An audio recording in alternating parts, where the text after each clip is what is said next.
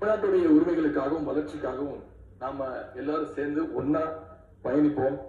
எது எப்படி ஆனாலும் திராவிட இயக்கத்தினுடைய அடிப்படை கொள்கைப்படி எல்லோருக்கும் எல்லாம் கிடைக்கிறதை உறுதி செய்கின்ற வகையில எதிர்கட்சி வரிசையில இருந்து நாங்கள் நிச்சயம் செயல்படுவோம்.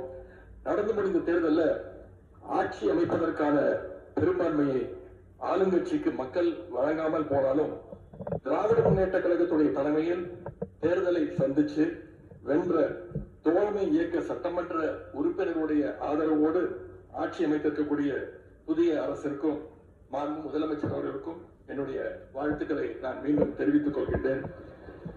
மாண்புமிகு பேரவைத் தலைவர் அவர்களுக்கும் பேரவை துணைத் தலைவர் அவர்களுக்கும் என்னுடைய நன்றி. உங்களுடைய பணிகள் சிறக்கட்டும். மீண்டும் என்னுடைய வாழ்த்துக்களை தெரிவித்துக் கொள்கிறேன். நன்றி, வணக்கம். வெல்க தமிழ், வாழ்க தமிழ்நாடு. மக்களை பிரிக்கும் சனாதனம் நிச்சயம் ஒழிக்கப்பட வேண்டும். நன்றி, வணக்கம்.